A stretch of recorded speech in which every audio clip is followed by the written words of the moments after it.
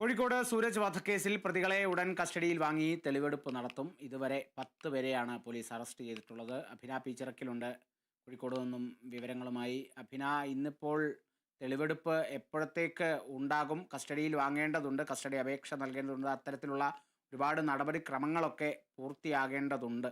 അതോടൊപ്പം തന്നെ ഈ ഒരു 10 പേരെയാണ് നിലവിൽ പോലീസ് അറസ്റ്റ് ചെയ്തിരിക്കുന്നത്.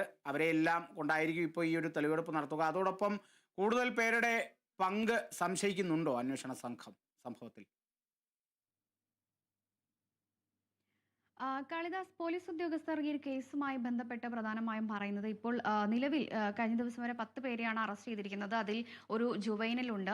ഈ ജുവൈനൽ കൂടാതെ 9 പേരാണുള്ളത്. ഈ 10 പേരും, അതായത് ഇപ്പോൾ ടോട്ടൽ 10 പേരെയാണ് ഇപ്പോൾ അറസ്റ്റ് ചെയ്തിട്ടുള്ളത്.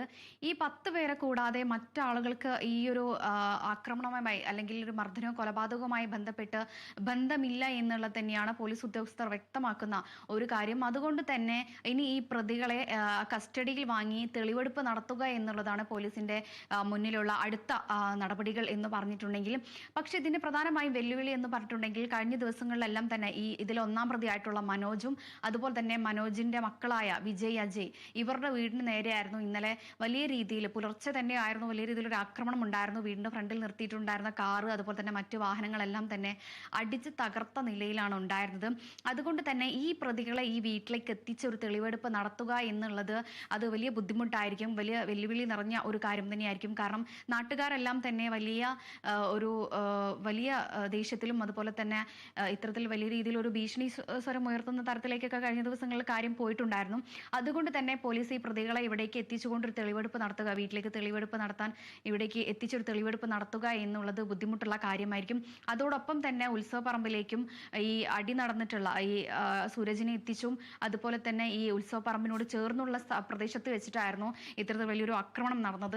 അതുകൊണ്ട് തന്നെ ഇവിടേക്കെല്ലാം തന്നെ ഈ പ്രതികളെ എത്തിച്ചുകൊണ്ട് തെളിവെടുപ്പ് നടത്തുക എന്നുള്ളത് വലിയ ബുദ്ധിമുട്ടുള്ള കാര്യമായിരിക്കും. അതുകൊണ്ട് തന്നെ ഏകദേശം ഈ ഒരു കേസ് തെളിവെടുപ്പ് നടത്തുക ഏകദേശം 2 ആഴ്ച കഴിഞ്ഞതിന് ശേഷം മാത്രമായിരിക്കും എന്നുള്ളതാണ് പോലീസ് ഉദ്യോഗസ്ഥർ അറിയിച്ചിട്ടുള്ള ഒരു കാര്യം. വ്യക്തമായ ഒരു ദിവസം ഈ ഉദ്യോഗസ്ഥർ ആരും തന്നെ അറിയിക്കുന്നില്ല. കാരണം ഈ ഒരു അവസ്ഥ, അതായത് ഇത്തരത്തിൽ തെളിവെടുപ്പ് നടത്തുമ്പോൾ നാട്ടുകാരുടെ ഒരു പ്രതികരണം ഇത്തരത്തിലുള്ളതായിരിക്കാം എന്നുള്ളത് കൊണ്ട് തന്നെയാണ് ഇത് മാറ്റിവെക്കാൻ അല്ലെങ്കിൽ ഈ ഒരു തെളിവെടുപ്പ് നീണ്ടുപോകാനുള്ള ഒരു കാരണം എന്നുള്ളതാണ് ഇപ്പോൾ വ്യക്തമാക്കുന്നത്. അതോടൊപ്പം തന്നെ നിലവിൽ 10 പേരെയാണ് ഇപ്പോൾ അറസ്റ്റ് ചെയ്തിരിക്കുന്നത്. കഴിഞ്ഞ ദിവസം നമുക്കറിയാം ഈ പ്രധാനമായും പോലീസ് ഉദ്യോഗസ്ഥർ എല്ലാം തന്നെ വ്യക്തമാക്കുന്ന ഒരു കാര്യം, സൂരജിനെ കൃത്യമായി കൊല നടത്തണം എന്നുള്ളത് കൃത്യമായി ഒരു ആസൂത്രണം ചെയ്തുകൊണ്ട് തന്നെയാണ് ഈ അജയും വിജയും അതുപോലെ തന്നെ മനോജും എത്തിയിട്ടുണ്ടായിരുന്നത് എന്നുള്ളതാണ്. പ്രധാനമായും കോളേജിൽ നിന്നുണ്ടായ ഒരു പാർക്കിംഗ് പ്രശ്നമാണ് പിന്നീട് ഈ ഉത്സവപ്പറമ്പിലേക്ക് എത്തിയതും. ഈ ഉത്സവപ്പറമ്പിലേക്ക് എത്തിയതിനു ശേഷം ഈ സൂരജും അതുപോലെ തന്നെ സൂരജിന്റെ ബന്ധുവാണ് അശ്വന്താണ് ഈ ചാത്തമംഗലത്തിലുള്ള കോളേജിൽ പഠിച്ചിട്ടുണ്ടായിരുന്നത്. ഈ അശ്വന്തും വിജയും മായുള്ള ഈ ഒരു പ്രശ്നമാണ് പിന്നീട് ഉത്സവപ്പറമ്പിലേക്ക് എത്തിയതും. ഉത്സവപ്പറമ്പിൽ വെച്ച് സൂരജ് മോശമായ രീതിയിൽ അജയോടും വിജയോടും സംസാരിച്ചിട്ടുണ്ടായിരുന്നു. തുടർന്ന് പരസ്പരം വെല്ലുവിളിക്കുകയും പിന്നീടാണ് ഇത് വലിയൊരു സംഘടനത്തിലേക്ക് പോവുകയും ഈ ഒരു സംഘടനത്തിൽ ഈ സൂരജിന് കഴുത്തിന് പരിക്കേൽക്കുകയും അതുപോലെ തന്നെ വയറിന് പരിക്കേൽക്കുകയും ഈ പരിക്കാണ്, അതായത് ശ്വാസം മുട്ടിയതാണ് മരണത്തിന് കാരണം എന്നുള്ളതാണ് പ്രാഥമിക റിപ്പോർട്ടിൽ പറയുന്നത്. അതുകൊണ്ട് തന്നെ ഈ ഒരു കേസിൽ പ്രധാനമായും ഉൾപ്പെടുത്തിയിരിക്കുന്നത് ഒന്നാം പ്രതി ആയിരിക്കുന്നത് മനോജും അതുപോലെ തന്നെ മനോജിന്റെ 2 മക്കളായ അജയും വിജയുമാണ്. അതുകൂടാതെ തന്നെ മറ്റ് സംഘങ്ങൾ, ഈ അജയുടെയും വിജയുടെയും കൂടെ ഉണ്ടായിരുന്ന ബന്ധുക്കളും അതുപോലെ തന്നെ സമീപവാസികളും ഉൾപ്പെടെ ഈ ഒരു കേസിൽ ഉൾപ്പെട്ടിട്ടുണ്ട് എന്നുള്ളതാണ് അറിയാൻ സാധിച്ചിരിക്കുന്നത്. അതുകൊണ്ട് തന്നെ ഈ കേസിൽ നിലവിൽ 10 പേര് മാത്രമാണ് ഉള്ളത് എന്ന് തന്നെയാണ് പോലീസിന്റെ ഇതുവരെയുള്ള കണ്ടെത്തൽ. കൂടുതൽ പ്രതികൾ ഒന്നും തന്നെ ഇല്ല എന്നുള്ളത് തന്നെയാണ് പോലീസ് വ്യക്തമാക്കുന്ന ഒരു കാര്യം. കാളിദാസ്, അഭിന സൂചിപ്പിച്ച പോലെ തന്നെ ഈ ഒരു കോളേജിലെ കാർ പാർക്കിങ്ങുമായി ബന്ധപ്പെട്ട ഒരു തർക്കമാണ് ഇത്തരത്തിലൊരു കൊലപാതകത്തിലേക്ക് നയിച്ചത് എന്നുള്ളത് ആദ്യഘട്ടം മുതൽ പോലീസിനും അന്വേഷണ സംഘത്തിനുമെല്ലാം വ്യക്തമായതാണ്. എന്നാൽ ആ ഒരു കാരണത്തിൽ മാത്രം അവർ അടിയുറച്ച് വിശ്വസിക്കുകയാണോ, അല്ലെങ്കിൽ മറ്റെന്തെങ്കിലും കാരണങ്ങൾ കൂടി ഇതിന് പിറകിലുണ്ടോ എന്നുള്ളതും കൂടി അന്വേഷണ സംഘം ഇനി മുന്നോട്ടുള്ള അന്വേഷണത്തിൽ വ്യക്തത വരുത്തുമായിരിക്കും അല്ലേ?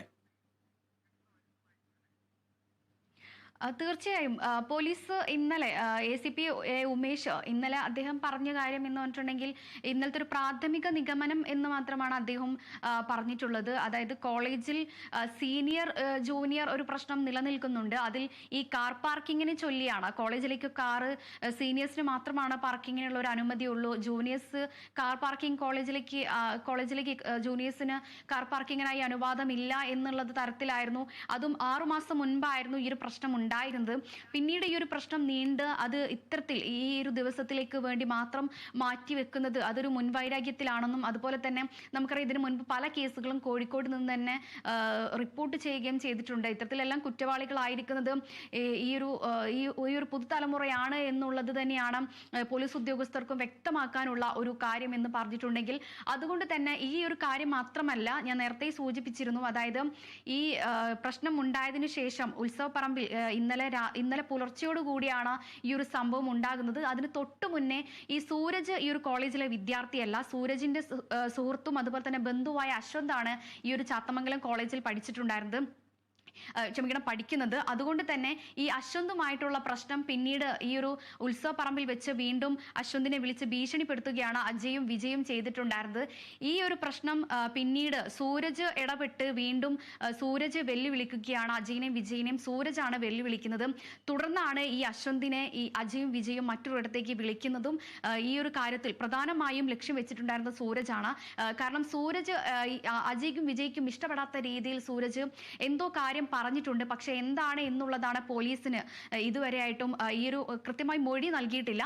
അതുകൊണ്ട് തന്നെ ഈ അജയും വിജയും കൃത്യമായ രീതിയിൽ കാര്യങ്ങൾ പറഞ്ഞാൽ മാത്രമേ എന്തുകൊണ്ടാണ് സൂരജിനെ ഇത്തരത്തിൽ വലിയ രീതിയിൽ ഒരു മർദ്ദിക്കാനും കൊലപ്പെടുത്താനും ഉണ്ടായ ഒരു സാഹചര്യം എന്താണ് എന്നുള്ളതിൽ ഒരു വ്യക്തത വരികയുള്ളൂ. പക്ഷെ ഇതുവരെയുള്ള പോലീസിന്റെ ഒരു പ്രാഥമിക നിഗമനം എന്ന് പറഞ്ഞിട്ടുണ്ടെങ്കിൽ സൂരജ് അസഭ്യമായ രീതിയിൽ തങ്ങളോട് സംസാരിച്ചിട്ടുണ്ടായിരുന്നു. ഇതാണ് കൂടുതൽ വൈരാഗ്യത്തിലേക്ക് കൊണ്ടുപോയത് എന്നുള്ളതാണ് ഈ പ്രധാനമായും പോലീസിന്റെ ഒരു പ്രാഥമിക നിഗമനം. അതുകൊണ്ട് തന്നെയാണ് സൂരജിനെ കൃത്യമായി നോട്ട് ചെയ്ത് സൂരജിനെ വകവരുത്തിയത് എന്നുള്ളതാണ് വ്യക്തമാക്കുന്ന ഒരു കാര്യം. പക്ഷേ അശ്വന്തിന് കാര്യമായി ഒന്നും തന്നെ സംഭവിച്ചില്ല. സൂരജിനാണ് കഴുത്തിനും അതുപോലെ തന്നെ വയറിനും വലിയ രീതിയിൽ പരിക്കേൽക്കുകയും ഈ ഒരു ചവിട്ടിൽ തന്നെ സൂരജ് തൽക്ഷണം തന്നെ മരിക്കുന്ന ഒരു സാഹചര്യമാണ് ഉണ്ടായിരിക്കുന്നത്.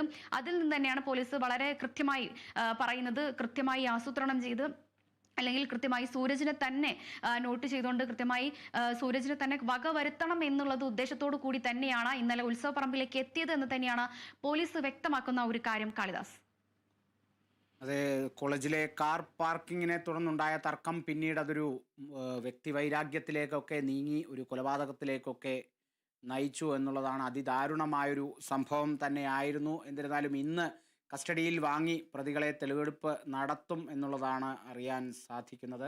അഭിന പി ചിറക്കിലാണ് വിവരങ്ങൾ നൽകിയത്. നമുക്ക് തിരിച്ചെത്താം ഇടവേളയ്ക്ക് ശേഷം.